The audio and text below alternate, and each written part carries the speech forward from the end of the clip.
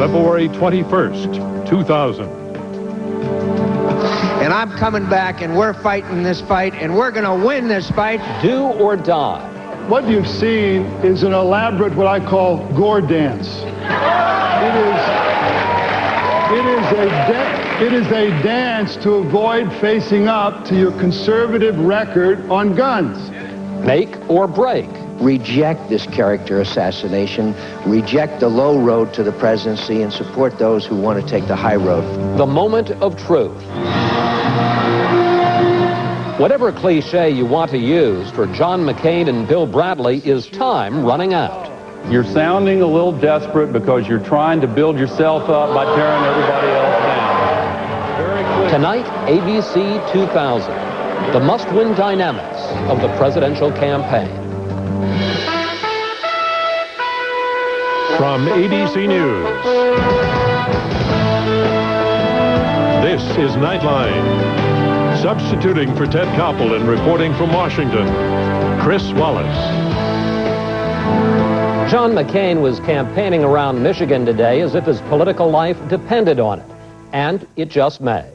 Because while victory in tomorrow's Michigan primary does not ensure McCain will be the Republican nominee, a defeat there makes his chances of winning much more difficult. We'll get to the Republican race in a few minutes, but first, the Democrats. It's been easy to forget these last few weeks, but they have a campaign going too. And tonight, Al Gore and Bill Bradley faced off at the historic Apollo Theater in Harlem. Like McCain, Bradley is behind in his race, and he used the debate to launch a remarkably tough and personal attack on Gore's record. But the vice president was prepared, and he gave as good as he got. A little later, we'll ask our two analysts, David Gergen and George Stephanopoulos, how they thought the debate went. We want to begin, though, with some key moments from this evening, starting with Bradley's effort to paint Gore's voting record in Congress as conservative. Senator Bradley. Given Al's answer, I kind of expected his answer on his vote to preserve tax-exempt status for schools like Bob Jones that racially discriminate. So I have brought today a copy of all 5 of those votes. I've also brought today my statement. I've also brought today my statement in opposition, the Congressional Black Caucus's statement in opposition, and Trent Lott's statement in support, saying that this would go to Bob Jones University. I'd like to give it to each member of the panel and Bernie at the break, but I'd like you to have it now, Al.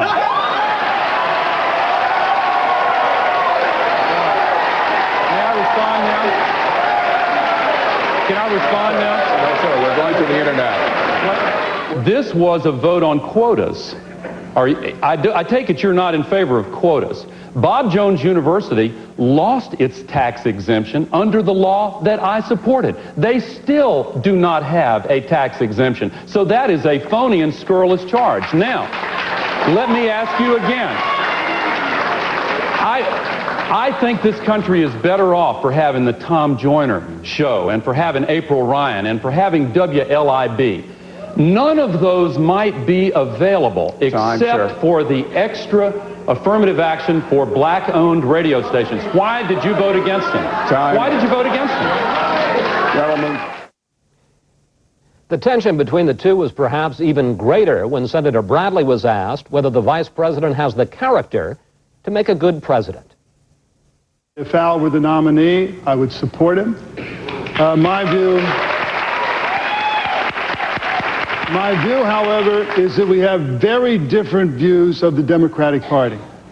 In Congress, he introduced 4 bills that dealt with education and 0 bills that dealt with health care. He was a conservative Democrat, did not support national health insurance, had an 84% right to life voting record, and was the poster boy for the NRA. What I'm saying is that's one view of what the Democratic Party can be.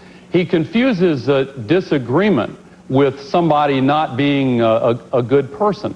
Now, yesterday, he even proposed the appointment of a new special prosecutor to investigate Democrats.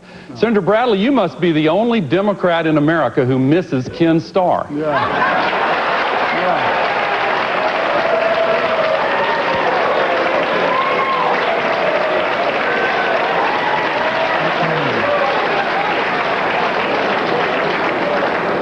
Senator Bradley? I did not propose a special prosecutor.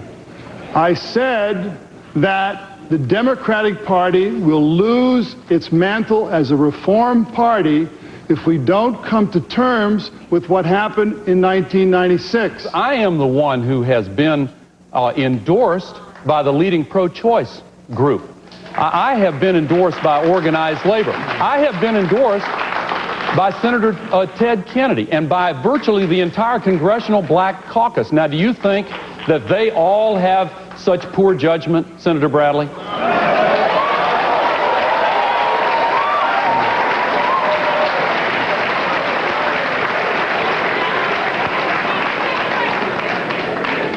What I think is they don't know your record as a conservative Democrat.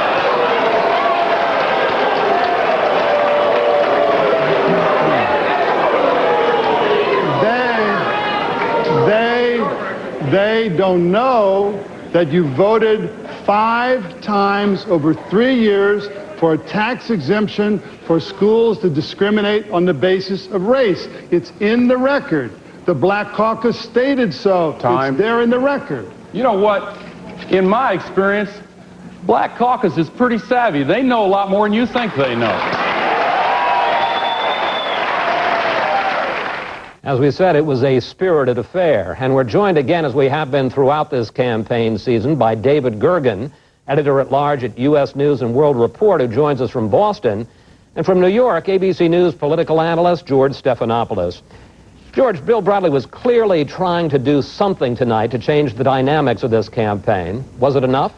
I don't think so, but I think that had Bill Bradley done this, say, a month or two ago before Vice President Gore built up such an overwhelming lead, it might have done some good. He found a way to attack Gore without attacking the Clinton-Gore record by going against the conservative Gore record in the Congress. I think had he done that before Gore had so many wins piled up, it would have done some good. Now he's probably gotten himself off the respirator, but not enough to put himself back in the middle of this fight. David, let's take a look at that, because what his basic attack line, Bradley's basic attack line was, before he became vice president, he was a very conservative congressman and senator. How does that play?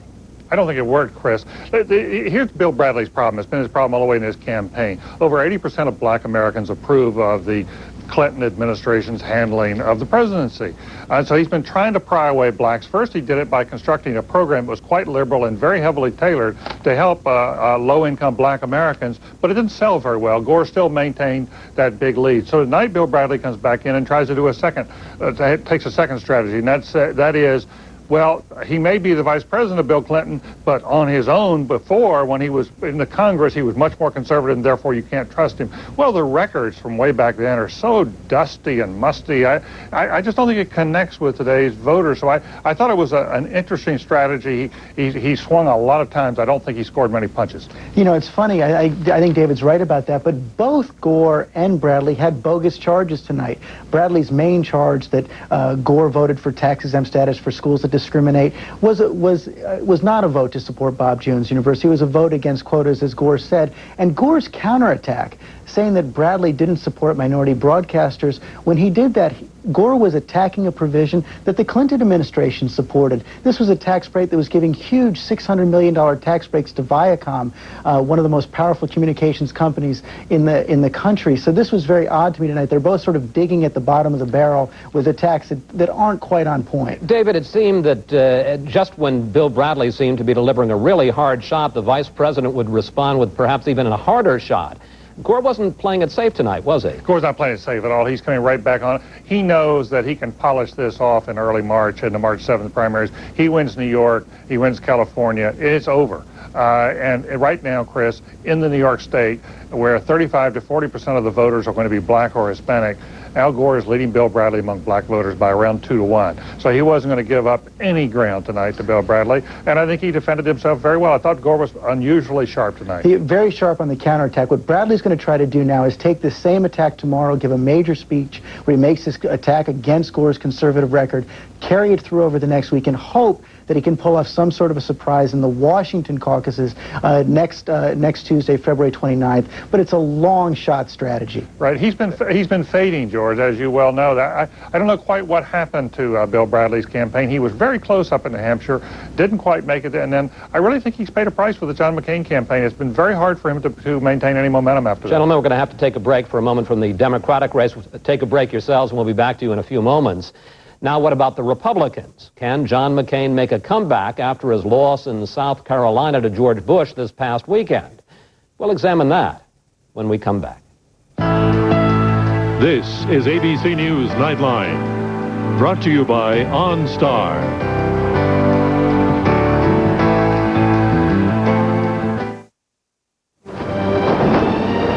Good evening, Batman. Alfred. I've stepped up safety in the Batmobile, sir. Really? Should a villain steal it, someone will track it.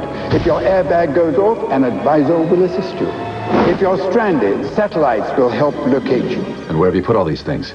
Just press the OnStar button, sir. Well done, Alfred. My pleasure, sir. OnStar, how can I help you, Batman?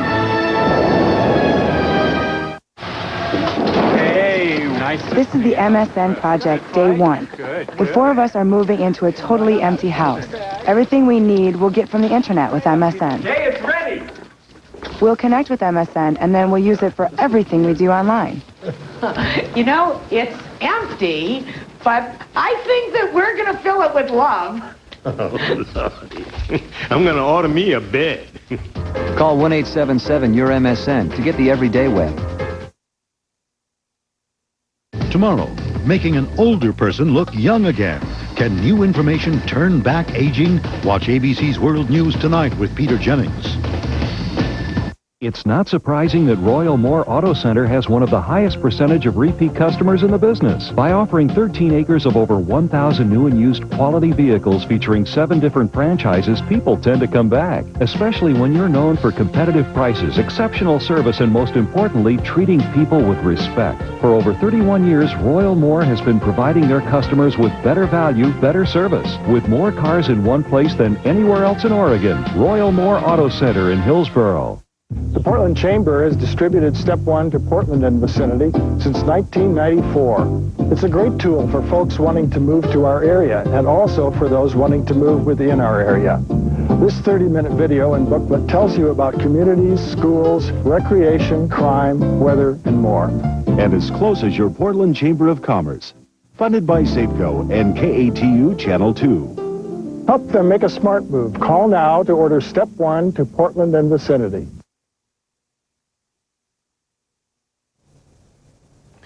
If momentum is everything, then George W. Bush has it.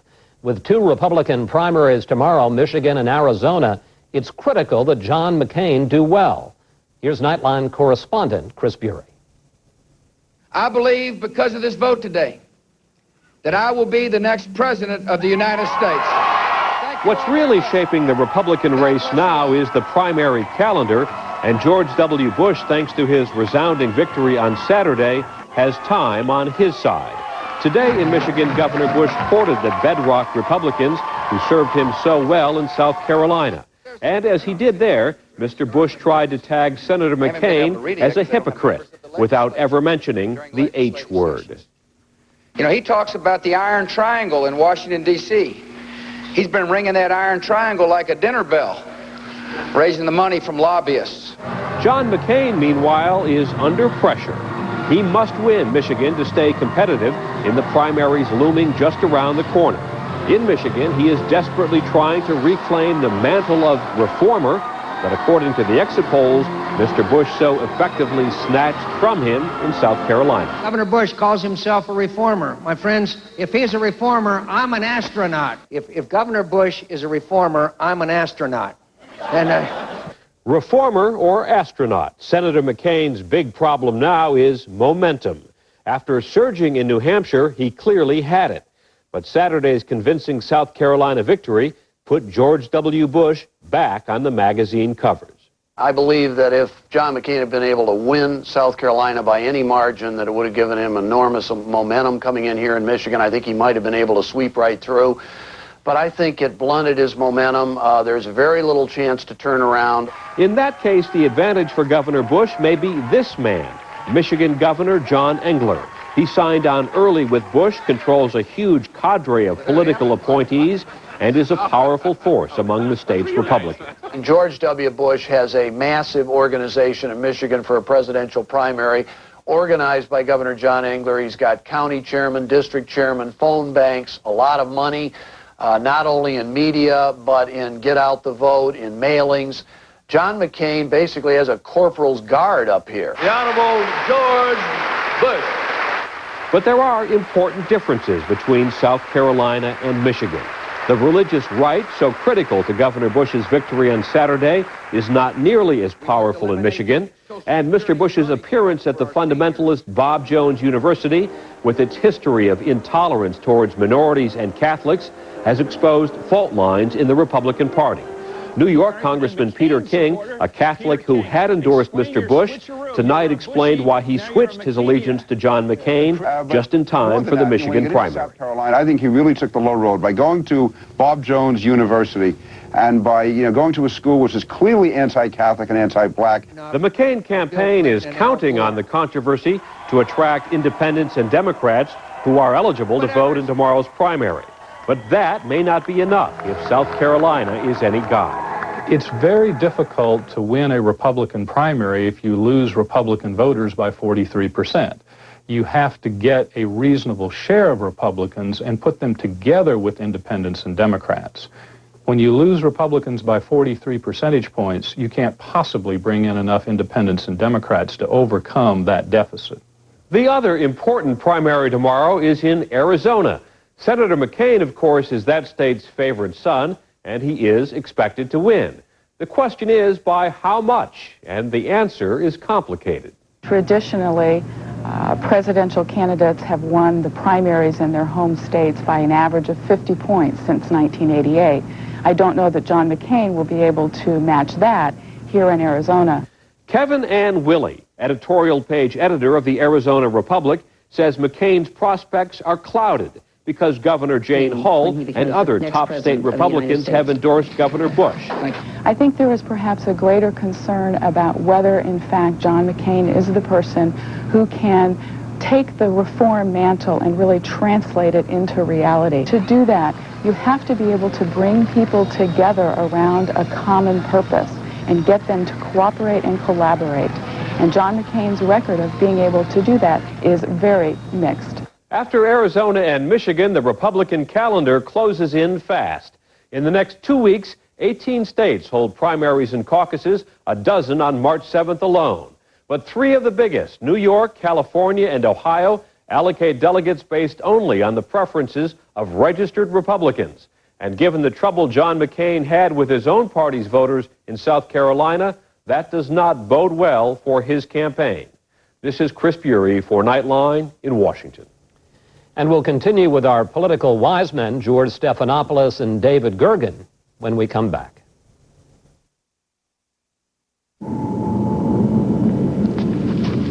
I need a car? There's a whole new way to shop for a used car. No, a convertible. A red one. With under 15,000 miles. Introducing Autotrader.com. With 1.5 million used cars updated daily. It's the biggest, best used car site on the planet. You couldn't help me with a loan, could you? Can we help you? Autotrader.com. Your car is waiting. He's got Zagatron? I'll exchange it.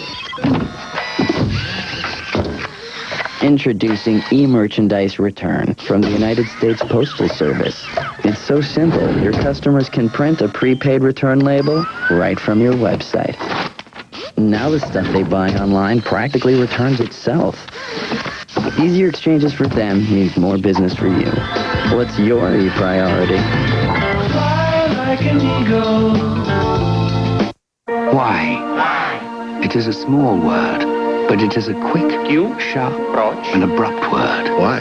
It is the chosen word of the nonconformist, the defiant, and the visionary. It is a confrontational word. Why? It challenges what's thought to be impossible. If you are not afraid to ask why, you can change whatever it is you want.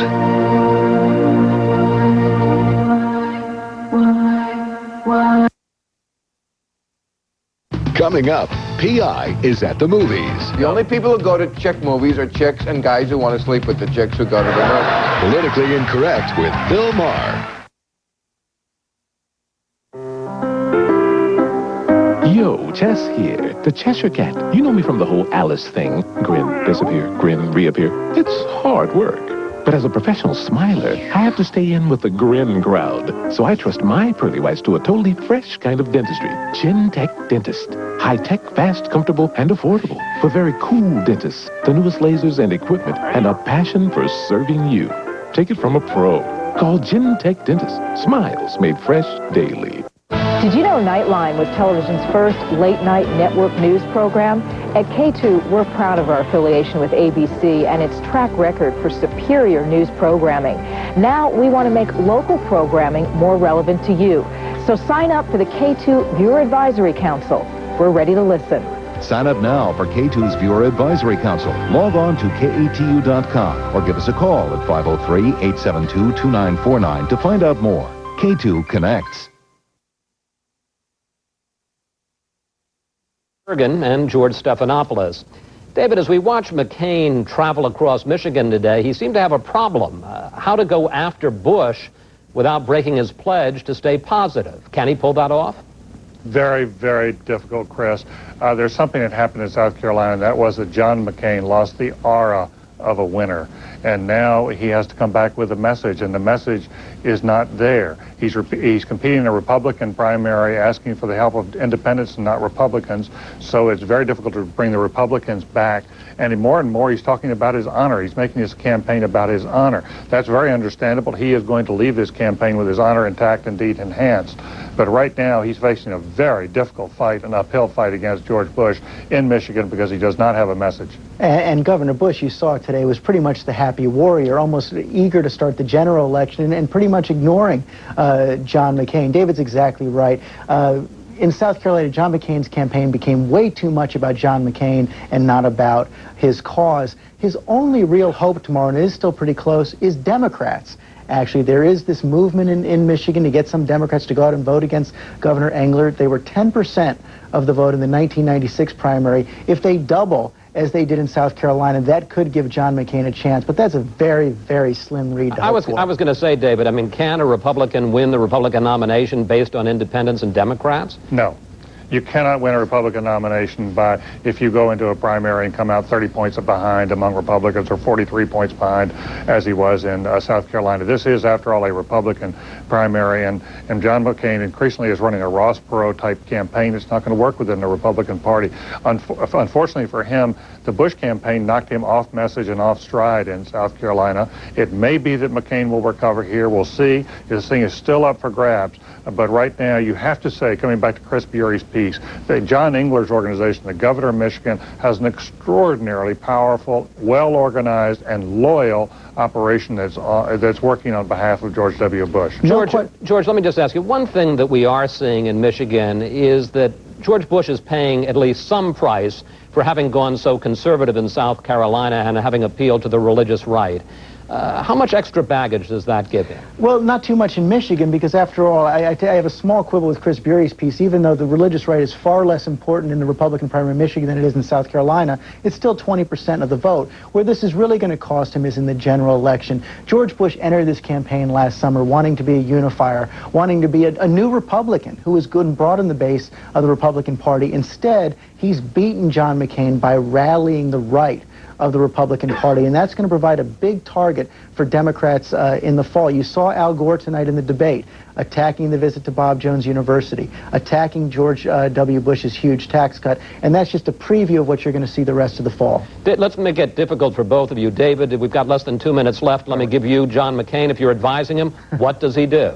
He tries to find a telephone booth somewhere and turn into Superman. It's going to be very, very difficult here, Chris. I think that what he wants to do is come within 5 to 10 points, or 5 points, say, of George W. Bush in Michigan. If he can do that, go on to Washington State, see if he can pull off an upset somewhere. He has to win in a way that is convincing to the public and particularly to the press between now and March 7th to have any shot in March 7th. And George, same question for you about Bill Bradley. What does he do now?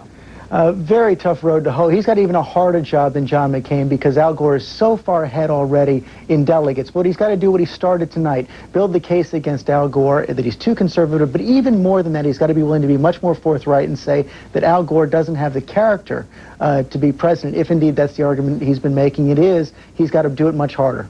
And David, which do you think has been a more damaging primary fight at this point? Who's had more wounds inflicted on him? Al Gore or George Bush?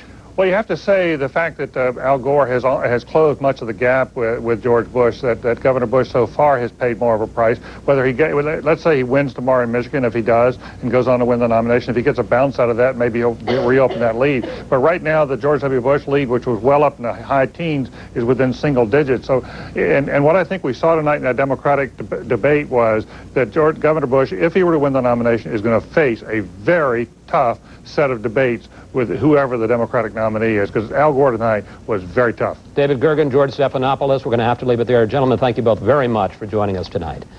And I'll be back in a moment. Buzz Aldrin and I don't take the same approach to investing. I like trading at home. Buzz trades from far away.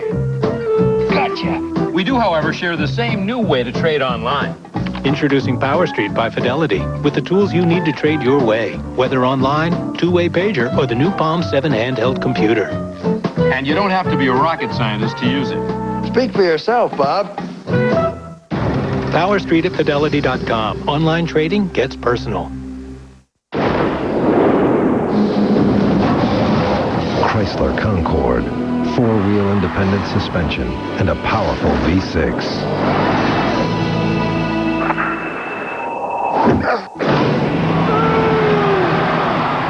I didn't know Davis could move like that.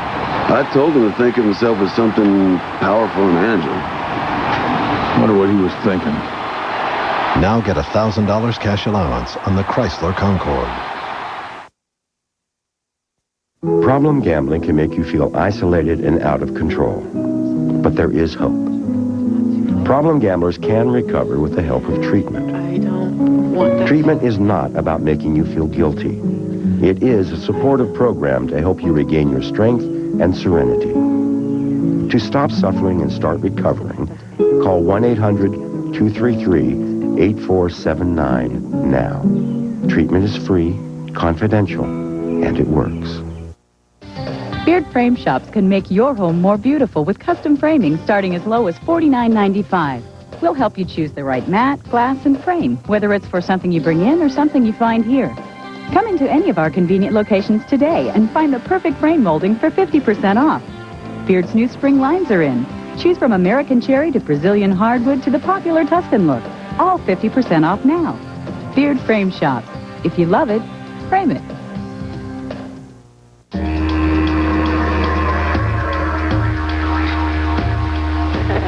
The Outback has finally come to town. Introducing the Subaru Outback Sedan. A completely new kind of car that combines the rugged traction and control of full-time all-wheel drive with a decidedly uptown look. My kind of town. Outback Sedan, yet another first from Subaru.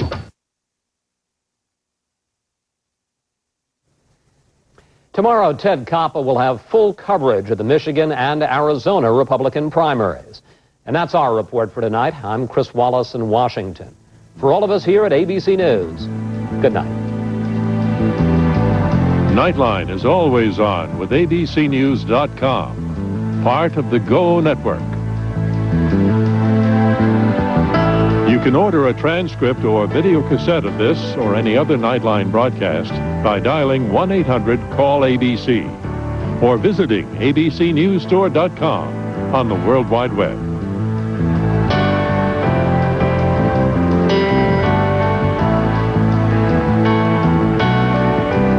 This has been a presentation of ABC News. More Americans get their news from ABC News than from any other source. This week. Oh, God. He's a cop. It's Blue times 2. 2 new episodes in 2 days, introducing one amazing new detective. I'm Baldwin Jones.